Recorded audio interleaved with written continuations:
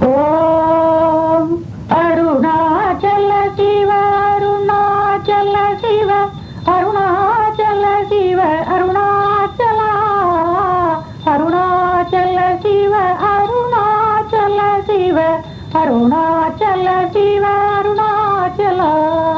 auvaipō leṉakkuṉ aruḻai tandeṉai āḷuvadu kaḍaṉ Arunachala. Arunachala Shiva, Arunachala Shiva, Arunachala Shiva, Arunachala, Arunachala Shiva, Arunachala Shiva, Arunachala Shiva, Arunachala. Namaskaram. That was Sadhuam singing verse 14 of Śrī Aruṇācala Akṣaramaṇamālai, which is the verse I'm going to be talking about today. What Bhagavan sings in this verse is auvaipō eṉakkuṉ aruḻai tandu eṉai āḷuva duṇkaḍa Arunachala. What that means is Arunachala, like a mother, giving me your grace, taking charge of me is your duty. The word he uses for grace is aruḻ. I'll explain after. It's got a range of meanings. And I'll also explain the meaning of the word taking charge, because these are key words in this verse. So the first word of the verse is auvai, which means a mother, an older or respected woman, or a female ascetic. But in this context, its primary meaning is a mother. And pol is a particle of comparison that means like or similar to or as. So auvaipō means like a mother. This comparison to a mother applies not only to the next clause, eṉakku aruļai tandu, giving me your grace, but also to the main clause, eṉai āḷuvadu duṇkaḍa, taking charge of me is your duty. Eṉakku is a dative form of a first-person singular pronoun, so it means to me. Is a genitive form of a second-person singular pronoun, so it means your. Aruļai is an accusative singular form of aruḻ, which means more or less the same as the Sanskrit terms karuna, kripa, or anugraha, namely kindness, tenderness, affection, love, solicitude, compassion, benevolence, pity, mercy, and most importantly, divine grace and blessing. And tandu is an adverbial participle that means giving. So eṉakku aruļai tandu is an adverbial clause that means giving me your grace. Just a little bit about the way things are expressed in Tamil. In English, if we were to express this, we would probably have used two verbal nouns. We would say, giving me your grace and taking charge of me is your duty. But in Tamil, it's customary to have, well, in the case of, here it's not a finite verb, but in the case of a finite verb, a sentence will have one finite verb and all other verbs are adverbial participles. So, for example, instead of saying sitting and eating, you'd say sitting, eating. That is, sitting would be the would be an adverbial participle, and eating would be a verbal noun. So that is the relation between the first and the second. I mean, the first clause, which is giving me your grace, and the main clause, which is taking me as your own, is your duty. The implication is it is your duty to give me your grace and to take me as your own, like a mother. So the main clause is eṉai āḷuvadu duṇkaḍa. eṉai is a poetic abbreviation of eṉai. That is, one letter is dropped. That is just for poetic reasons, which is the accusative form of a first-person singular pronoun. So it means me. āḷuvadu is a verbal noun from the verb āl, which is an extremely significant verb in Bhagavan's teachings and one that he uses frequently in its various forms in Śrī Aruṇācala Akṣaramaṇamālai and other songs of Śrī Aruṇācala Stuti Panchakam. I discussed this word in detail when I explained was explaining verse 4. So I'll just summarize now what I explained then, which was āl is a word for which there's no adequate English equivalent because it combines within itself two principal meanings, namely on the one hand to rule, govern or control or manage, and on the other hand to cherish, care for, take care of, or lovingly take responsibility for the welfare and protection of. So I generally translate it as to take charge in the sense that a caring adult may take charge of an orphan child, meaning that they will lovingly take full responsibility for the welfare, care, protection and upbringing of the child. So it really means taking full responsibility for, but it also has that sense of bringing under control. So this wayward mind needs to be brought under a control of Bhagavan. That is the idea.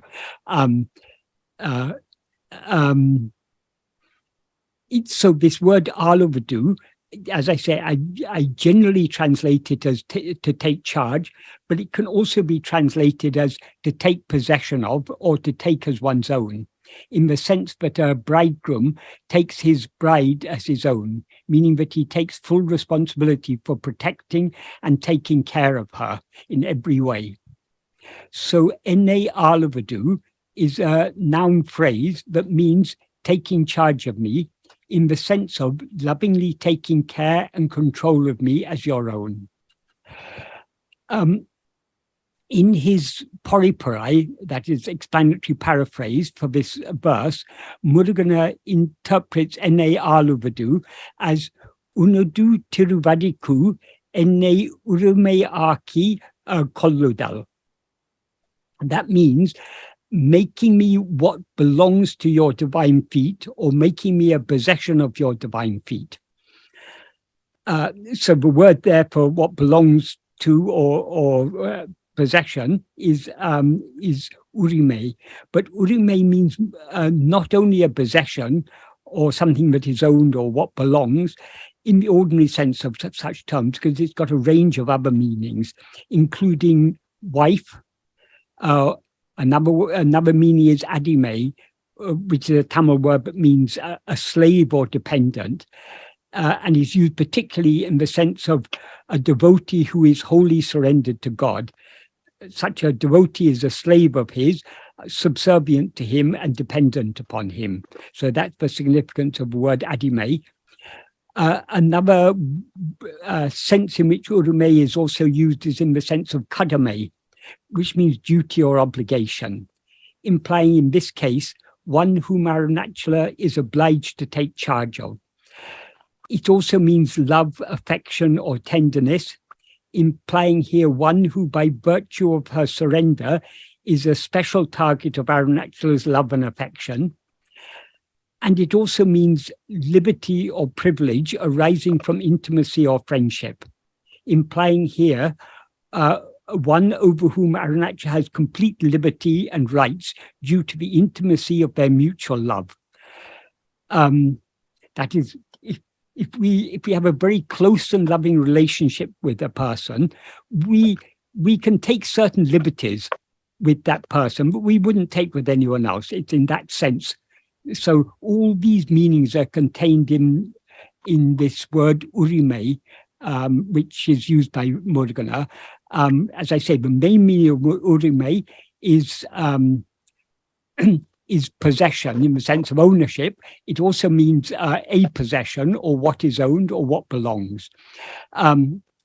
So by paraphrasing eṉai āḷuvadu, that is taking me as your own, as unadu tiruvadiku eṉai urumeaki kolludal, making me urume to your feet, to your divine feet. Murugané indicates that all these various meanings of urume are implied in this word āḷuvadu, taking charge of or taking as your own. So this is a word. This is why it's so difficult to adequately translate this word in English, because it's got so many deep connotations. In his Tamil commentary or Vilakavurai on this verse, Sadhu Om explains the meaning of āḷuvadu, taking charge of or taking as your own, and also the nature of grace as follows. I'll just read a translation of what he wrote there. What he wrote is, regarding āḷuvadu, the devotee being completely fixed or established under the rule or reign or sovereignty of grace, devoid of swatantra, freedom or independence to rise as ego, in other words, devoid of any separate existence for herself, is the meaning. That means that is the meaning of āḷuvadu. And then he goes on to say, this alone is aruḻ, grace. Since what is called grace is the power that is able to remove the misery of the jiva and to give him the attainment of happiness, getting whatever one prays for is not correct and or complete grace. That is, people often think that grace is, if God is gracious to you, he'll give you everything you want. That is not the real grace. The real, that is the purpose of grace, and what is the greatest of all, the most perfect and complete form of grace, is that which removes all our misery and gives us happiness. And then Sadhu goes on to say, since dukkha nivritti, cessation of misery, and sukha prapti, attainment of happiness, can be achieved permanently and completely only in the state in which ego has been annihilated, cessation of separate individuality alone is the correct and complete grace. Only for such grace is Sri Bhagavan praying here to Arunachala. In other words, He's explaining here that the fullness of grace is what is called āḷuvadu, and that is nothing but annihilation of ego. So, in other words, in this context, eṉai āḷuvadu, taking charge, that's the end of what Sadhu Om had explained, so I'll come back to my explanation. In other words, in this context, eṉai āḷuvadu, taking charge of me or taking me as your own, implies annihilating ego, devouring me completely, absorbing me into yourself as yourself, making me inseparably and indivisibly one with you, making me be nothing other than you as I always am. So these are all the implications of āḷuvadu. And then this eṉai āḷuvadu occurs in the main clause, which is eṉai āḷuvadu duṇkaḍa. So as I mentioned above, means your, and kaḍaṉ means duty or obligation. So eṉai āḷuvadu duṇkaḍa Arunachala means Arunachala, taking charge of me is your duty, thereby implying that it is his duty to complete the work he has started by eradicating ego entirely. Therefore, the whole verse, auvaipō eṉakkuṉ aruḻai tandeṉai āḷuvadu Arunachala, means Arunachala, like a mother, giving me your grace, taking charge of me is your duty. In other words, giving me your grace and taking charge of me is your duty. It is your duty to give me your grace and to take charge of me. In other words, to finish the work you've begun. In his explanatory paraphrase, Poriparai, Murugané interprets auvaipō, like a mother, as tai tan il bahave tan pileku aruļumaru pola.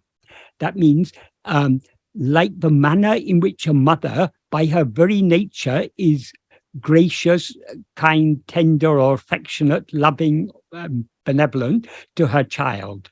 So this is what he considered to be the principal meaning of this phrase. However, in his commentary, the Śrī Aruṇācala, he explained that auvaipō like a mother, can also be interpreted to mean auvaipō, like a mother or as to a mother, implying as you did to or for mother. Because in Tamil poetry, it's not unusual for case endings, in this case for fourth or dative case ending, to be omitted. So if it's interpreted in this sense, Murugan suggests three ways this could be, three meanings that could be attributed to this. It can mean just as you, in the form of your, this is addressing Arunachala, so just as you, in the form of your son Ganapati, graciously enabled Auvai, who was an ancient Tamil saint and poetess, to see Kailash. That's one meaning. The second meaning he suggests is, just as you graciously gave the left half of your body to Uma Devi, the mother of the world. This is referring to the story of Ardhanarishwara, which is a form of Shiva in which the left half of his body is his divine consort. So it's Ardhanari means half male, Ardha means half, Nari means female. So it's a half female form of God. In other words, it's the male and female forms merged together. So the significance of Ardhanarishwara, it signifies the oneness of Shiva and Shakti. In other words, the oneness of God and his power. That is, God and his power are not two different things, they're one and the same. So that's a second meaning, if we take it as just as to a mother. The third meaning he suggests is, just as you graciously gave your divine state to my mother. That is, Murugan is putting it in Bhagavan's words, so he refers to Bhagavan's mother as my mother. So, I mean, it understood this in quotation. This is what Bhagavan implied he's suggesting. That is referring to the fact that Arunachala would later grant liberation to his Bhagavan's mother. Of these three possible interpretations, the one that is most appropriate in the context of this marriage garland or Manamālai is, just as you graciously gave the left half of your body to Uma Devi, because this is concerning her complete and inseparable union with her beloved Lord Shiva, which is the goal Bhagavan is praying for in this Akṣaramaṇamālai. The other two of these three interpretations are less appropriate. The first one, because Bhagavan is not praying to see Kailash. He's praying for complete union with Arunachala, losing himself completely in Arunachala. So that first one is not so appropriate.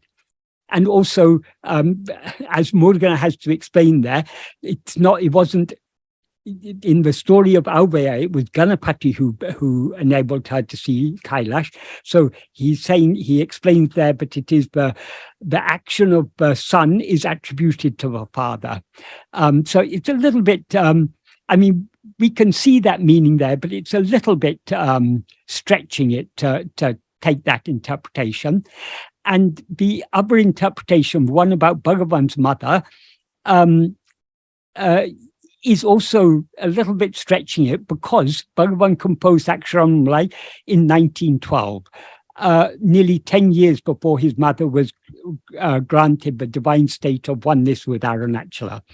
But Murugan isn't emphasizing these as main meanings. He's saying these are possible meanings. But of these are three ways which people can interpret if they like to. He says it's also suitable to interpret this way. It means it's permissible. But of these three, the one about Ardhanarishwara, the merging of Shiva and Shakti, that is the most appropriate one in the context of this song. And with regard to the story of Ardhanarishwara, in which the goddess Uma Devi attained oneness Aikya with Lord Shiva, Murugan notes that, as narrated in the Puranas, the form of Lord Shiva in which she merged as one is Arunachala. And this is also implied by Bhagavan in the second half of verse 1 of Arunachala Navamani. What Bhagavan says in the second half of that verse is, Achala uruvil akchakti or duṇkaḍa Ongum Arunachalam Endrari.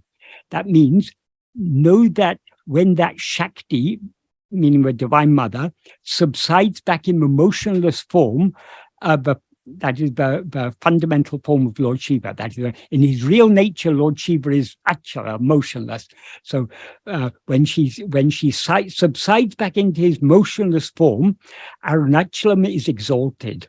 That is, in the motionless form of Arunachala, which rises high above all his other forms, Lord Shiva shines exalted in his natural state of pure being. That is the implication there. Murugan,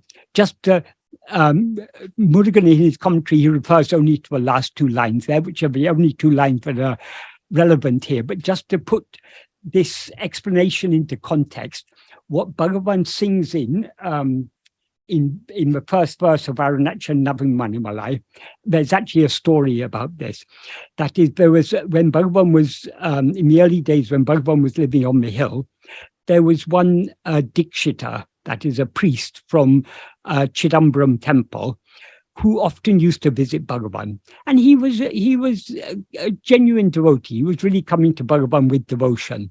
But perhaps he didn't understand the full greatness of Bhagavan. So he had a desire in his heart that Bhagavan should come and have darshan of Chidambaram. So whenever he came, he used to talk about the greatness of Chidambaram. And he said, among the Panchabhuta lingas, there's a linga for each of the 5 elements. Among the Panchabhuta lingas, Arunachala is just the fire linga, but Chidambaram is the space linga. So all the other elements emerge from space and return to space. So he's implying that Chidambaram is greater than Tiruvannamalai. That's one argument he gave. And anyway, he like this, he was kept on saying things to try and convince Bhagavan that it would be a good idea to come and have darshan of Chidambaram. So one day when he came, Bhagavan gave him a piece of paper on which he had written this first verse of Aruṇācalā Navamanimalai. What Bhagavan sings in this verse is Achala ayinum.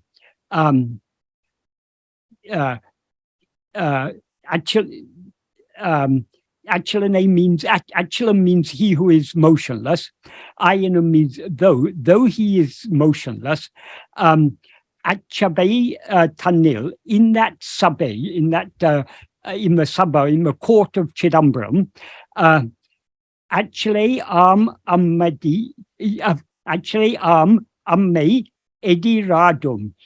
Though he is motionless, there he is dancing in front of that mother who is Achala. Achala means the consort of Achalan.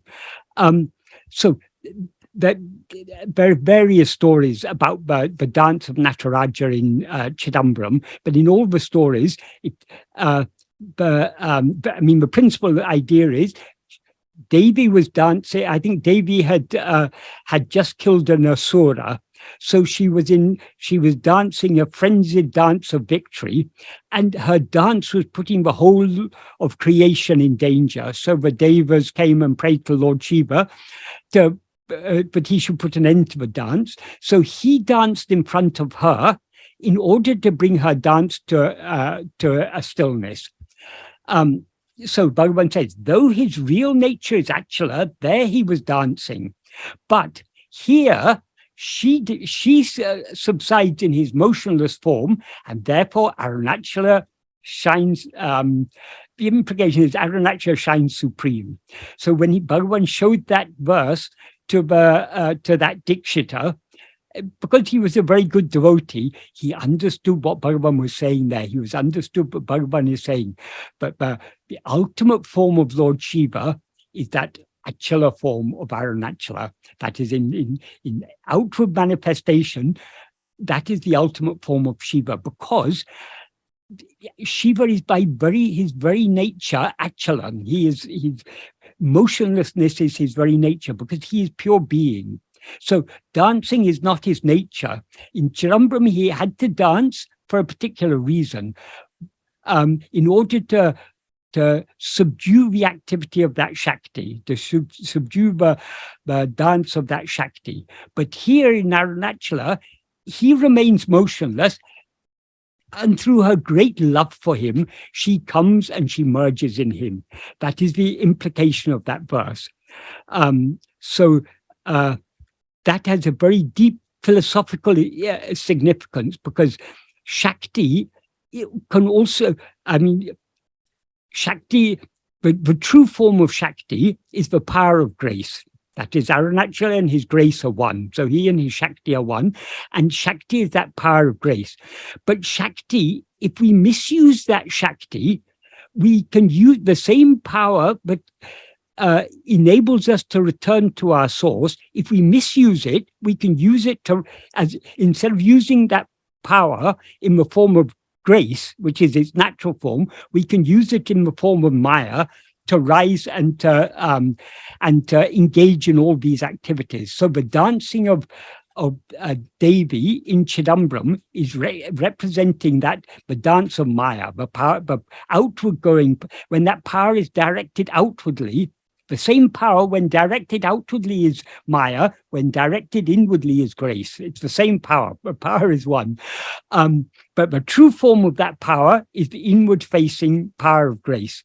But when we rise as ego, we distort that power and misuse it as the power of Maya to engage in all these activities. So Bhagavan sometimes explained the dance of Nataraja in Chidambaram. What it represents is the dance of course, not literally a dance, but it's a metaphor for the shining of Sphurana, for the clarity of self-awareness that we gain to the extent to which we turn our attention within. That Sphurana is what Bhagavan compares it in Vichara Sangraham to a flame that catches a piece of camphor. The camphor in this case is the mind and all its vasanas. Once it's caught by that flame, so long as the flame isn't put out, the flame will go on burning until the whole camphor is consumed, and then only will the flame subside. So the dance of Nataraja is representing that Sphurana, the clarity of self-awareness that we gain while practicing self-investigation. That is, to the extent to which we look within, to that extent do we begin to see more clearly what we actually are is not the body that we now seem to be. So long as we're looking outwards, we seem to be this body, this bundle of 5 sheaves, body and mind and so on. But the more we look within, the more we begin to recognize that what we actually are is only I and nothing other than I. That's why Bhagavan often described the Sphurana as the Sphurana I am I. But in English books, it's often, when Bhagavan says I am I, it's often misinterpreted as I-I, but the correct meaning is I am I. That is, the Sphurana is the recognition that what we actually are is only I and nothing other than I. That recognition begins during the stage of practice, when it becomes fully clear that what we are is nothing other than that. That is the destruction of the mind, and that is the state in which Bhagavan says Sphurana subsides. What he means by the subsidence of Sphurana is not that the clarity of self-awareness comes to an end, but that it will cease to seem something new. It will become sahaja. So what was previously Sphurana will become sahaja. And that sahaja state is what is represented by Arunachala. So in Chidambaram represents the state of Sphurana, which is bringing the mind to a standstill, bringing about the subsidence of the activity of the mind. When the mind, with great love, finally subsides in its source, that is Arunachala. So this verse, though it is couched in the language of Puranic stories, and it's alluding to Puranic stories, it actually has a very, very deep philosophical meaning and a very practical meaning in the context of Bhagavan's teachings. So we're going to refers to this verse here. This is the greatness of Arunachala. This is the state where Shakti finally merges and becomes one with Arunachala. And since this is a marital garland, it's a marriage garland. That is, Bhagavan is praying to Arunachala for that immutable union with him. That is, this particular allusion is very appropriate here, because that Shakti merging in Arunachala is what Bhagavan is praying for in this song, which is that is the divine union, but Bhagavan is praying for in this song of a divine marriage. So that's the meaning discussed by Morgana. Coming back now to the principal meaning and most obvious meaning of auvaipō, like a mother, when we take it in this simple sense of like a mother, this verse is reminiscent of verse 6. In verse 6, Bhagavan sang, Indridam annail peridarul purivo, iduvo unadarul Arunachala. Arunachala, you who bestow aruḻ or kindness greater than the mother who gave birth, is this your aruḻ? Is this your kindness? In both these verses 6 and 14, Bhagavan refers to the aruḻ. Aruḻ, as I say, it means kindness, tenderness, affection, love, and solicitude. But a mother naturally gives to her infant child. He refers to this as an analogy to illustrate the incomparable aruḻ or grace of Arunachala, that Arunachala is always showering on each and every one of his children, namely all jivas or sentient beings. Like all analogies, this analogy has its limitations. In this case, because the aruḻ of Arunachala is infinitely greater than that of a mother. So he uses this analogy only because in human relationships, the love, affection, and solicitude that as a general rule, a mother naturally has for her child are what comes closest in certain respects to the infinite grace of Arunachala.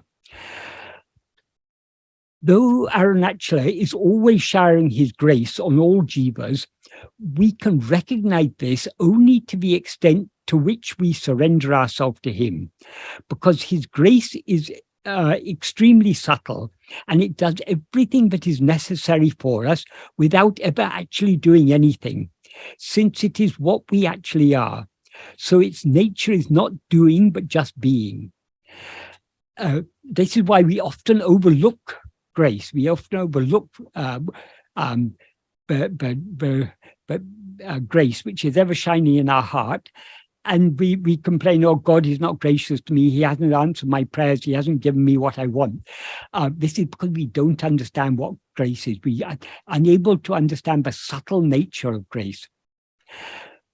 That is, since Arunachala is our own real nature, and since he and his grace are one, his grace is always shining in our heart as our own being, I am. So it does not do anything. But since it is infinite and all-embracing love, it need not do anything, because whatever needs to be done is done by the power of its sanidana visesha matram, just the special nature of its presence, as Bhagavan points out in the 15th paragraph of Nana. There in that 15th paragraph, Bhagavan says all the divine functions happen by Isam Sanidana Visesha Matratal, only by the special, merely by the special nature of the presence of God. The presence of God means his mere being. So in other words, by him just being as he is, everything happens as it's meant to happen. So God is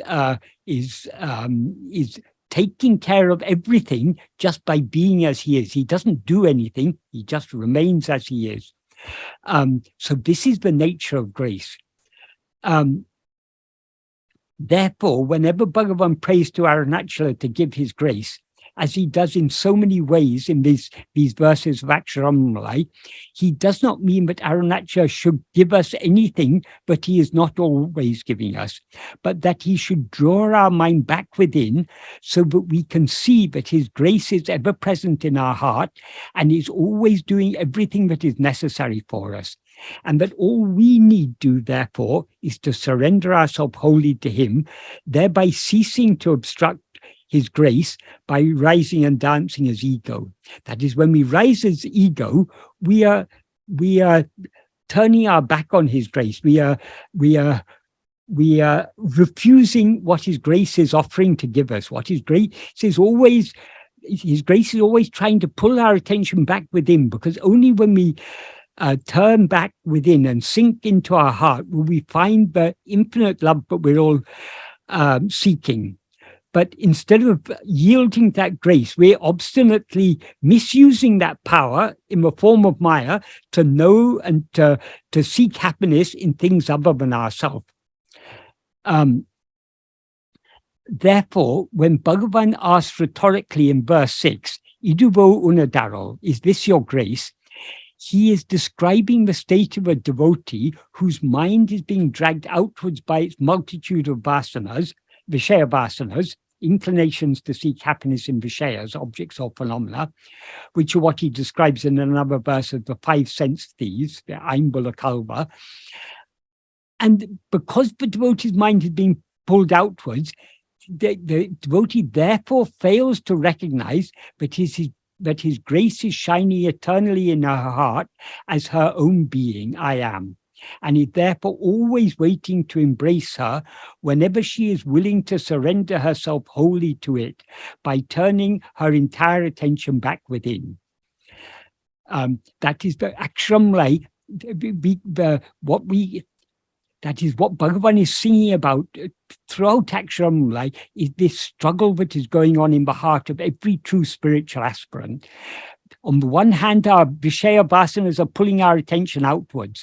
On the other hand, the power of grace in the form that has planted in our heart the love to turn within, that grace is pulling us within. So there's this struggle going on in our heart between our love to surrender ourselves to grace and merge back into our source, and our residual vasanas that are still pulling our mind outwards.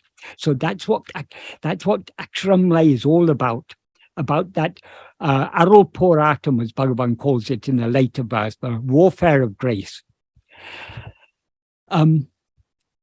Whereas in verse 6, Bhagavan implies that showering his grace on all jivas is the very nature of Arunachala, just as it is the very nature of a mother to shower her love, affection, and care on her infant child.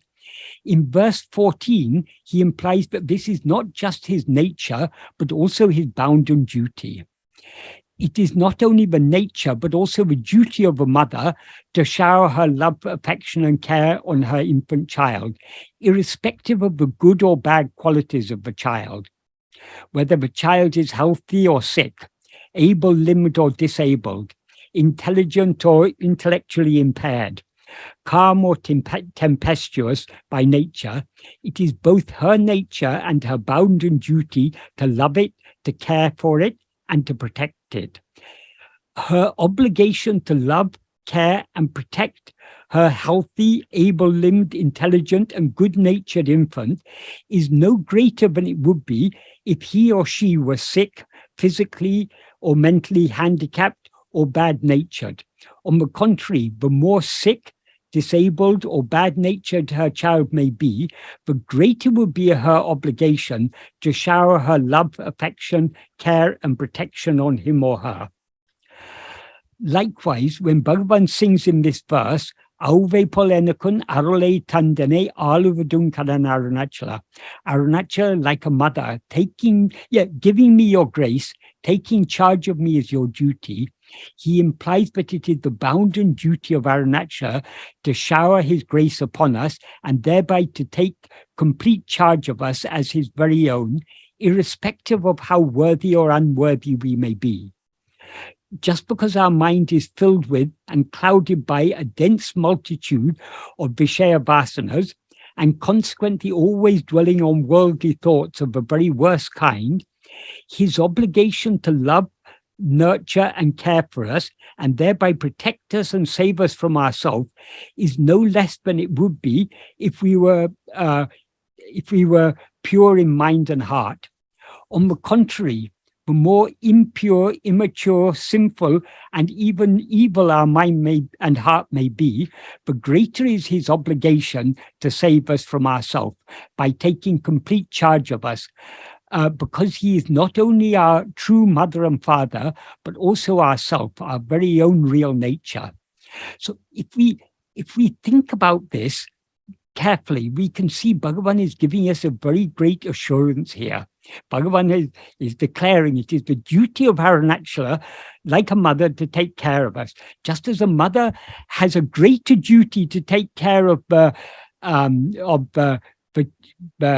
child who is sick or who is disabled or handicapped or whatever, the Arunachala's duty to take care of us is no less just because we happen to be lacking great love for him, because we happen to have a very impure mind full of Vishaya vasanas.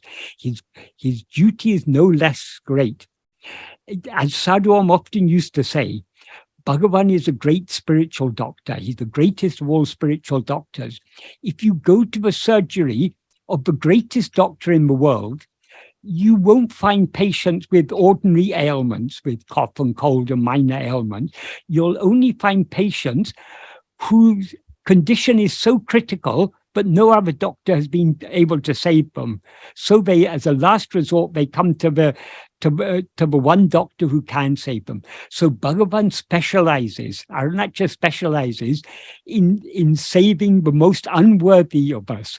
So however unworthy we may feel ourselves to be, our very unworthiness is our qualification for his grace. Of course, he showers his grace equally upon all, but we shouldn't think that but because we are unworthy, he's not going to be gracious to us. He will be. His grace is like that of a mother. A mother is impartial. However her child may be, it is the very nature of a mother to love her infant child. Of course, human love is imperfect. So as the child grows up, and the mother's love for the child may it may not maintain the same intensity that it did when the child was small.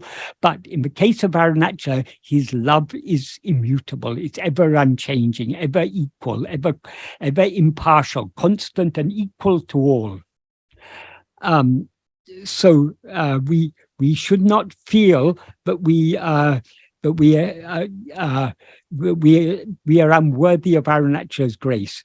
The very fact that we have risen as an ego means he is our source, so he is our parent. So just like a mother has to take care of her children, has a duty to take care of her children, Arunachala has a duty to take care of all of us. So if we are wise, what will we do? We will surrender ourselves to him, because the more we surrender ourselves to him, the more we are giving him carte blanche, a blank check to do whatever he wants to us. We're giving him the right, the urimai, as Morgana says. We become rightfully his, and he can do with us as we like. But for that, we need to surrender ourselves to him. But not only is it the bounden duty of Arunachala to love, care for, protect, and eventually save all jivas, it is also his nature to do so, because he is the infinite ocean and space of pure Anyamil Ambu.